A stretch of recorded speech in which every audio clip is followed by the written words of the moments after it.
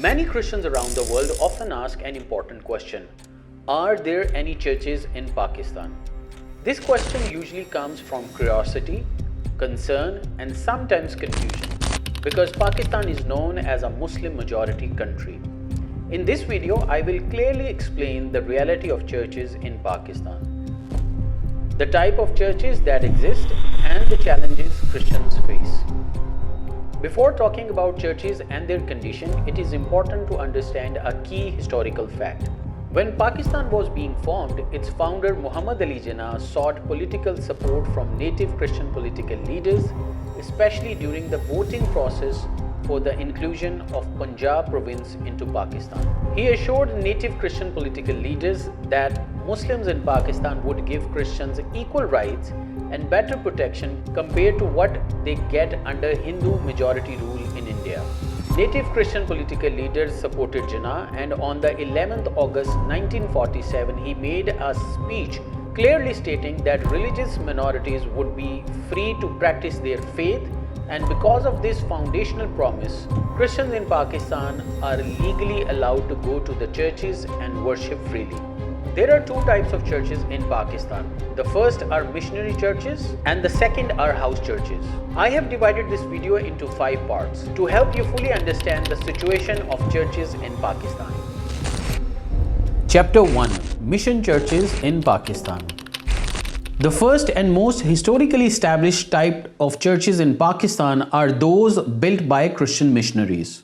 These churches were found long before Pakistan came into existence in 1947. During the period of the British Empire, missionaries from Europe and other parts of the world arrived in the region with the purpose of spreading Christianity and serving local communities. Missionary work in this region was not limited to religious preaching alone.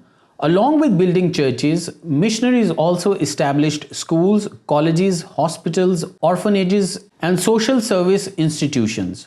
Many of Pakistan's earliest education and healthcare systems were developed with the involvement of Christian missionaries, and these institutions served people of all religions without discrimination. Some of the most well-known historical churches built during that time still exist today in major cities such as Lahore, Karachi, Peshawar, and Rawalpindi. One prominent example is All Saints Church in Peshawar, which was built in the 19th century and continue to function as one of the oldest and most significant churches in the region. Similar historic churches can be found in Lahore and Karachi, where they have served Christian communities for generations. Missionary-built churches are legally registered and officially recognized by the state. They are usually located in established cities and older villages settlements where Christian communities have lived for decades. These churches operate openly and are considered formal places of worship under the law. According to church records and Christian councils, hundreds of missionaries-built churches continue to operate across Pakistan today. These churches hold regular Sunday services, prayer meetings, weddings, funerals, and major Christian celebrations. For many Christians, these churches are not only places of worship but also centers of community life, where people gather for spiritual guidance, education, and mutual support. Despite facing security concerns and limited space due to growing populations, missionary churches remain the backbone of organized Christian worship in Pakistan. They represent a long-standing Christian presence in the country and served as a reminder that Christians has deep historical roots in the region, existing long before the modern state of Pakistan was formed. Chapter 2: House Churches in Pakistan. The second type of churches in Pakistan are known as house churches. Building new large church structures is generally difficult to Christians due to legal restrictions, land ownership issues, lengthy approval processes, and social pressure from surrounding communities. Because of these challenges, many Christian believers began gathering for worship inside private homes.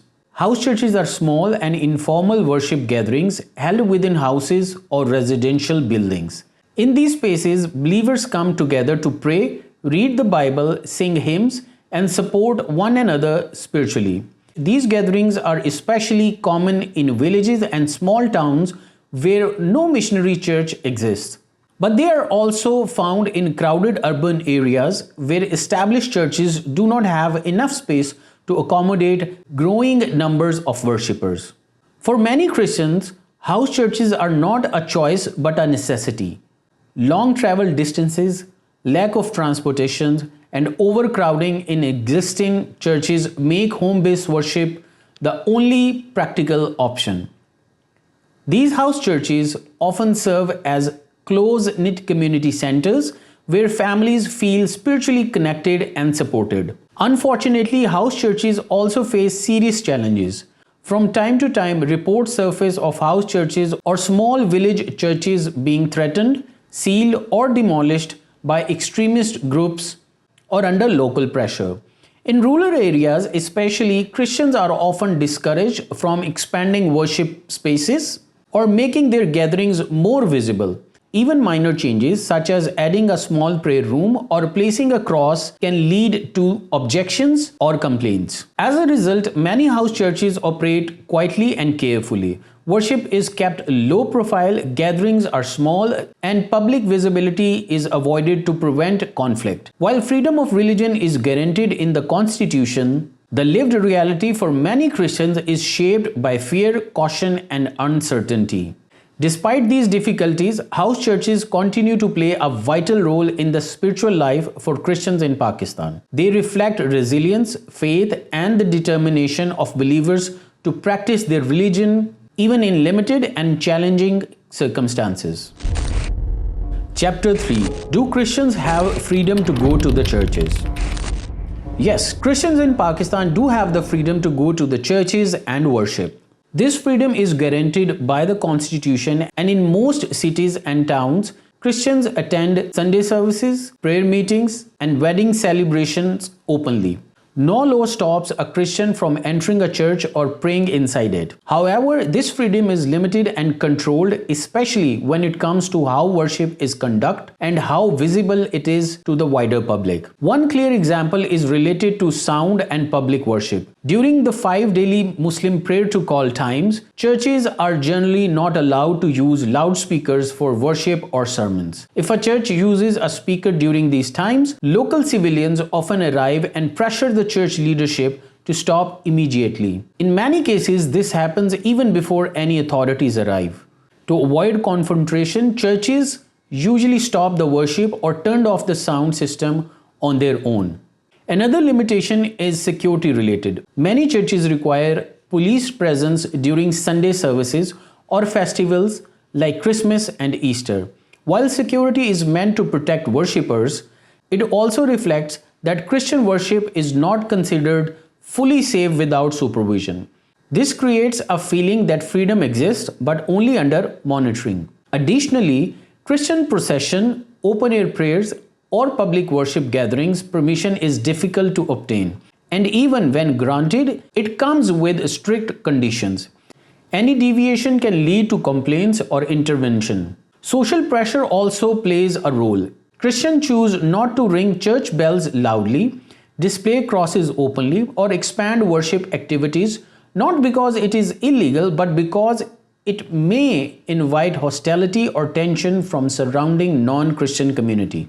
So while Christians are free to go to church and worship, this freedom is not equal or unrestricted. It is a controlled freedom where worship is allowed as long as it does not conflict the religious dominance of the majority. This reality shows that the freedom of worship in Pakistan exists, but it comes with the boundaries that Christians must constantly navigate in order to live peacefully and safely. Chapter 4. Are Christians allowed for Christmas and Easter celebration in churches? Christians in Pakistan are legally allowed to celebrate Christmas and Easter in their churches. On these occasions, churches hold special services, prayers, and gatherings, and believers openly attend worship. Security is often provided during these festivals, especially in major cities. However, while these celebrations are legally permitted, the social environment around them is often difficult. During Christmas season, many Christians experience social isolation. It is common for Christian individuals to feel ignored or ghosted by some of their Muslim friends and colleagues during this time. While friendships may continue normally throughout the year, Christmas often brings a visible change in behavior, creating emotional distance and discomfort for many Christians. In addition to this, hate speech against Christmas is frequently seen on social media. Disrespectful posts, mockery, and negative narratives about Christmas circulate openly online without consequences. These posts sometimes question the legitimacy of Christmas celebration or portray them as a foreign or inappropriate, which further marginalized the Christian community. In 2025, for the first time, Christmas received a form of public recognition by the government of Pakistan. Christmas decorations were placed in major cities, which was seen by many Christians as a positive and symbolic gesture of inclusion. However, this action triggered strong backlash. Government officials faced public criticism and hostility from majority of the society who opposed any visible recognition of Christmas. Unfortunately, shortly after the Christmas celebration, a church was attacked and destroyed. This incident deeply impacted the Christian community and erased much of the hope created by the earlier government gesture. It reminded Christians that while symbolic recognition may occur, their safety and security remain uncertain. This cycle creates a painful reality. Christians are allowed to celebrate Christmas and Easter, but the environment surrounding these celebrations often includes social rejection, online hostility, and security threats. Celebration is possible, but peace of mind is fragile. So while Christmas and Easter worship is permitted, these occasions also expose the deeper challenges Christians continue to face in expressing their faith openly and confidently. Chapter 5. Are there any attacks on churches in Pakistan?